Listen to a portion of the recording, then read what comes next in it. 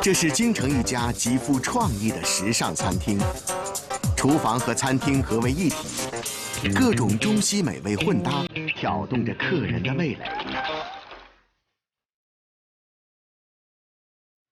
行政总厨理查德·希尔顿是英国人，他在中国生活了6年，喜欢各种民间美食，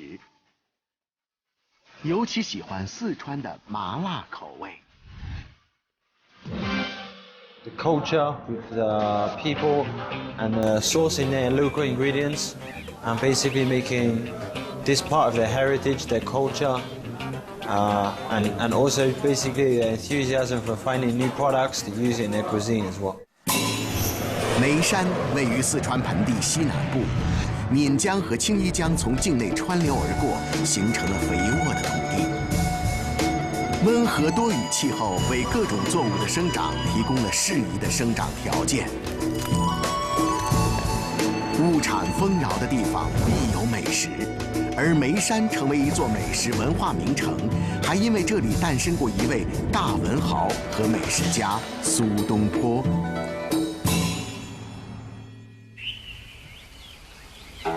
这是苏东坡的故居。 他与父亲苏洵、弟弟苏辙并称三苏，留下了许多传颂千古的诗词歌赋。同时，他又是一位美食发烧友，发掘创制了许多美食，并以诗文记录下来，成为一代美食大家。初到眉山，理查德慕名来到梅州东坡酒楼，拜访川菜名厨何正红。 见识他的当家菜东坡肘子。在眉山这座美食江湖，理查德遇到了一个又一个身怀绝技的厨艺高手，发现了一个又一个厨房里的秘密。在美食冒险的最后一站，他将为眉山老饕们制作一道颠覆他们味觉传统的创意甜品。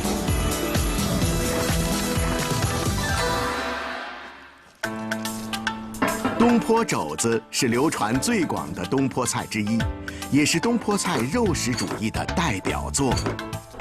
特别香，不是很辣油，有一点甜味。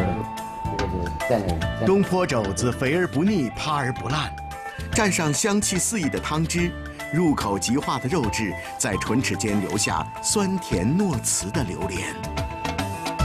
眉山人吃肘子还要搭配几道酸爽可口的开胃泡菜，这样可以解油腻。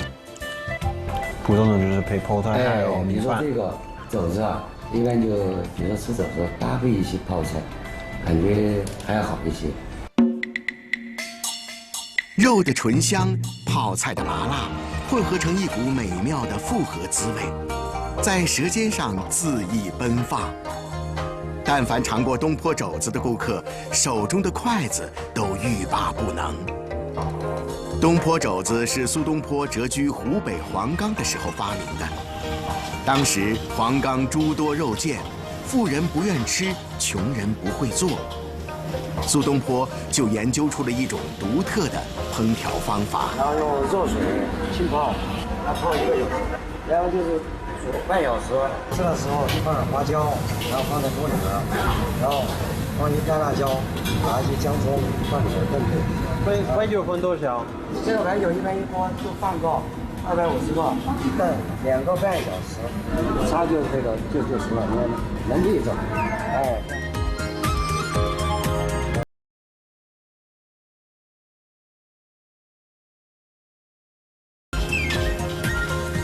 接下来是浇汁，用姜末与豆瓣酱辅以辣椒、白糖、酱油等，调出色鲜味美的浇汁儿，让姜的辛辣和豆瓣酱的香浓沁入肘子。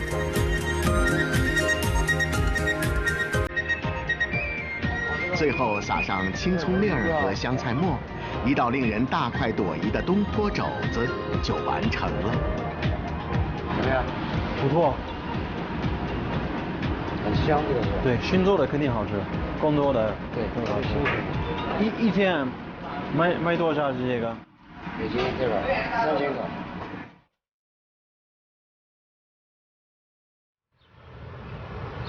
这些大缸里腌制的是制东坡肘子必不可少的豆瓣酱，做了一些晾晒，由蚕豆加辣椒和食盐自然发酵而成。这个也是辣椒。豆瓣酱对菜肴的提鲜、入味以及色泽都是功不可没的，所以被尊称为川菜之魂。这为什么叫川菜之魂呢？这是它的原因所在，这也是做川菜的必不可少的一种原料。还有这个当时在这儿几个月？最低都要11个月，一般是1年，1年要多一点。1年多一点。就说太阳好的话，就是11个月才能出。这个可以吗？香吗？香。这个工作是每天必须得做，只要出太阳就晒。这是几个人做？一个人？2个人，所有的2个人做了。对，他每天就做这个工作。制作豆瓣酱每天要随着太阳出没及时翻晒，日复一日翻上360天以上，一缸豆瓣酱才算发酵到口感最佳的程度，才能把本来令人望而生腻的肘子转化成欲罢不能的诱惑。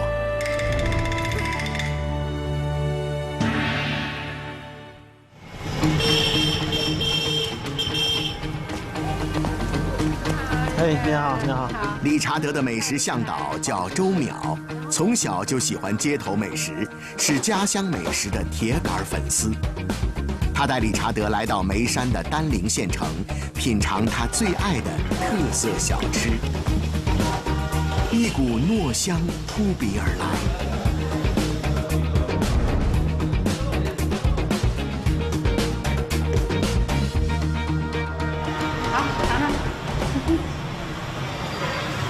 特别香，特别的香哈，就是那个油和那个米的那个香味儿，好吃吗？好吃，不是很甜。这种用玉米叶包裹蒸制的食物是当地最受欢迎的传统小吃之一，至少已经有1000多年的历史。鲜米、糯米、大豆经过浸泡、磨浆和发酵，将米糊盛在苞米叶内蒸熟。从前都是在冬季才制作，待自然冷冻后食用，所以就被叫做冻粑。我看人家他们做的多鼓啊，多大呀，他们做的好像小一些。太小了，还得需要练。每天在眉山丹陵县城的一条小巷里，74岁的曹八娘很早就要开店营业。老伴儿用石磨手工磨出当天要用的米浆，酿成凉粉和米豆腐。早上他几点开始做10点多就起来。4点。晚上不卖。不卖。营业到几点钟？卖起5点挂的。卖到6点。6点，还有。卖到下午6点就不卖了，早上现做。这家老店已有103年的历史。身为第3代传人，曹八娘从12岁开始就跟母亲学做米豆腐。灶台里所有的油碟和蘸料都是八娘亲手配制的。你到夏季没得弄开的话，倒在海椒面头没得弄开的话，这些黄油随便点儿加法就不香。不香味儿。哦，就不香。不够热不香。哦。太热了，只是苦味的。哦，不香。怎么样？香不香？香。几十年来，老人一直坚持祖传的配方，蘸料的味道甜中带辣，辣中有香，五味入口极富层次感。而为了能拿到最好的佐料，老人每次进货都要多花费一笔开销。这个红糖，尝尝，你愿意掰一点尝尝这个。很多的红糖特别硬，这个不是很硬。我们买了好的嘛，切来里头少是渣。哦，它没得渣。有的不好的，切开了里边有渣特别多，还得那些。那有10块几的，我们买的是5块5的。如今，像这样的传统小吃越来越少了。在当今利润至上的时代，老人依然固执地坚持用最好的原料、最地道的手工做法，这为他赢得了许多忠实的粉丝。店面虽然小点儿，曹八娘的心里却装满了骄傲。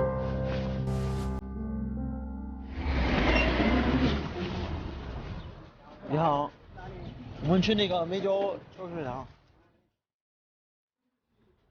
在眉山，每个小店都有吸引顾客的独家秘方，每个家庭也有自家的拿手好菜。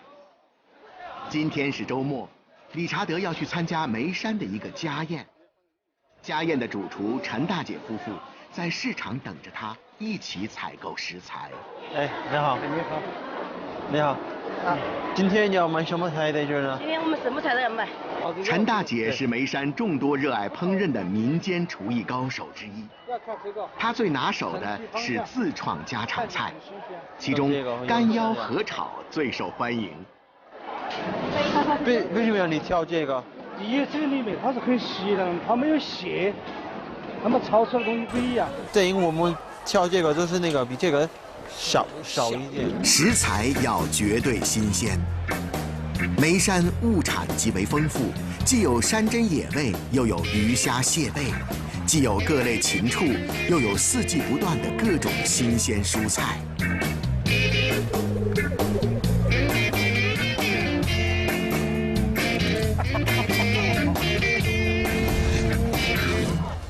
哎，你好，你好，你好，拜见的朋友，你好，你好，远开后请坐，好，请坐。哎，你好，你几岁呢？我的孩子女孩子是5岁。陈家3代同堂，是一个由20多人组成的大家庭。陈家姐妹3人都擅长做菜。排行最小的弟弟从事房地产生意，家里比较宽敞，所以一到周末，大家就到这里来聚餐。这个鱼什么名字啊？靠鱼。本地的鱼吗？本地的那种很凶猛的鱼，它是专门吃鱼的那个鱼，很凶猛的，很不好钓。他们几个朋友钓了3天才钓到的。3天有一个。3天。这一头有刺。它里面的刺这个厉害的很，你看。哇。我们看那个眼睛，干净不干净，还有看这个。哦，对。红不红？特别红就是好的。这个呢？这个很好。理查德早就听说四川泡菜有名，这种用盐水浸泡的美食看似简单，实则需要经验和技巧。在眉山，家家都有一个泡菜坛子，家家的味道都不一样。而泡菜好吃不好吃，是眉山人衡量一个家庭主妇厨艺的重要指标。很咸，还有很香。像豆瓣酱一样，泡菜也是川菜里的神奇调味品，而它正是陈大姐的招牌菜干腰合炒的一个重要秘诀。我把杆子、腰子都炒，切成花花，把这个切成片。干腰合炒，将切好的猪肝、猪腰用生粉搅拌均匀。肯定要混合油，混合油。下锅时，热油必须达到足够的温度，才能将猪腰爆成花状。同时放入泡椒和泡姜，解除内脏本身的腥味儿。用当地出产的蒜苗，以快炒的方式爆香，达到色香味浓、鲜滑爽脆的口感。是不是挺好吃的？好吃。好，吃饭了。那个用哇，那个用，好，谢谢。还没有完的嘛。火锅啊，来，欢迎啊！好，谢谢，欢迎来做客。一家人围坐在一起，品着自家的风味菜，聊着家长里短，这是眉山人享受生活的一种方式。你们家会不会一起吃饭呢？我们3个姐姐回来，还有我的妈，我们都一起对吃饭。所有的人那个来了，我们做一个最大的那个烤肉、烤牛肉、烤牛肉、烤羊腿，都自己烤，自己烤。不管在哪里，餐桌就像一块吸铁石，牢牢地吸引着各奔东西的家庭成员。而一道道美味的家常菜，正是人们念念不忘的家的味道。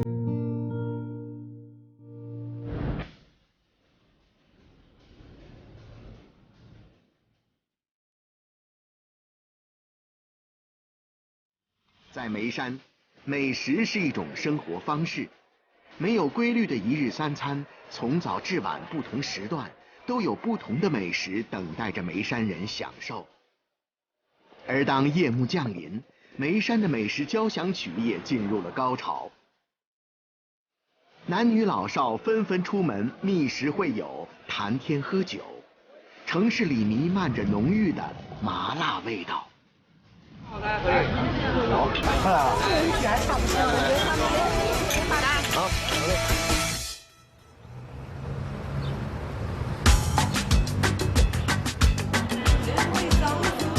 川菜以麻辣闻名，麻辣之中又分各种层次，这是令理查德着迷的地方。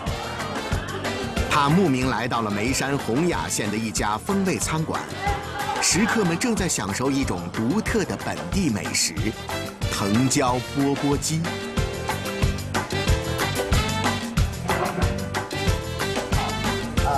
老板赵月军从小就跟随父亲学习厨艺。这个是什么鸡？哎，这个是土鸡，来自山城的土鸡，吃虫果啊这样长大的，不吃饲料的。煮的时候也很关键，要冷水有凉水。哎，对，凉水下去。放什么东西？放盐吗？不放盐，什么都不放，就用凉水，然后煮25分钟、30分钟就好了。经过1个半小时的炖制，出锅的鸡肉会在厨师的菜刀下被肢解成8大块，然后将鸡肉一片一片的切下，薄厚要均匀，肉和皮要分开。这刀工直接影响到鸡肉的口感，还有餐馆的利润。这是有没有喜欢这个特别薄的那个片儿？我们卖的是一片是人民币100，然后要卖380才能有钱赚。一只7、8斤重的鸡要切出380片，然后用竹签一根根串起来售卖。这种做法，理查德还是头一回见识。我们炖一下。钵钵鸡好吃的秘诀在于眉山洪雅出产的一种野生藤椒提炼的藤椒油。这个特别辣，还有特别麻。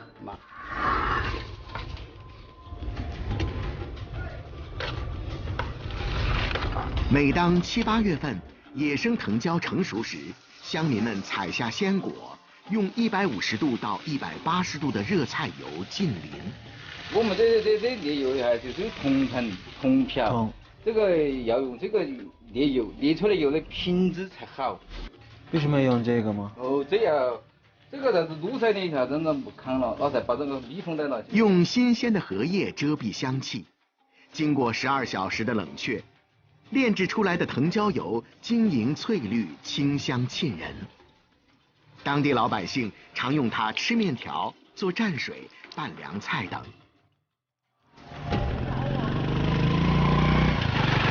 搭乘当地山区最流行的交通工具，理查德来到此次美食旅行的终点站高庙古镇，参加一个传统的乡村盛宴。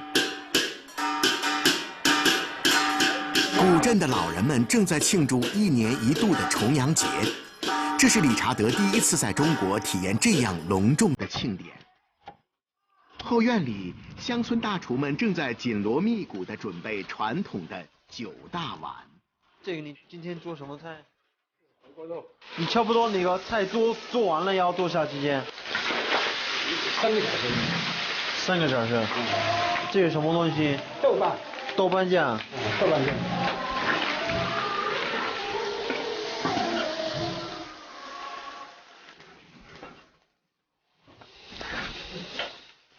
好吃，可以。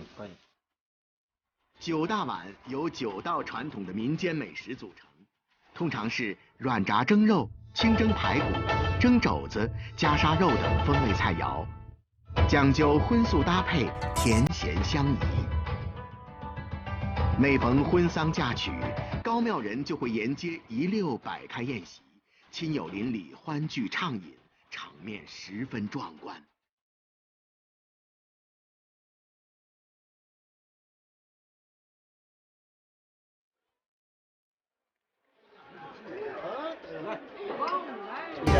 我干酒，吃完了慢慢吃。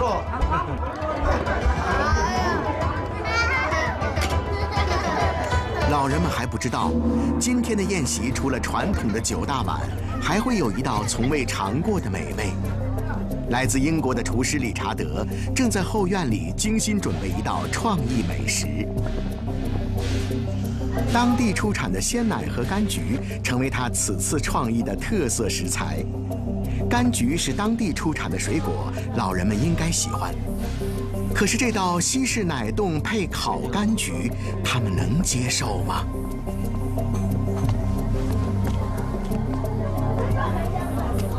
你好，小朋友，我给你做一个甜品。还有一个这个手指子，来了，尝尝。来，我给你用最好的用那个勺子吃。好，你做了，我做的，对。好，尝尝这个最好的。这个可以吃的。你吃。味道鲜，可靠，鲜美。来中国工作了6年，这是理查德第一次听到中国的乡村老人评价他制作的美食。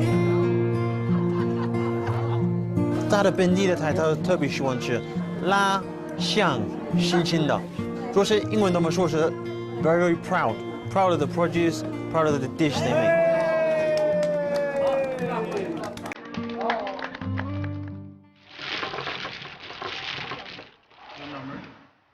来，该你了。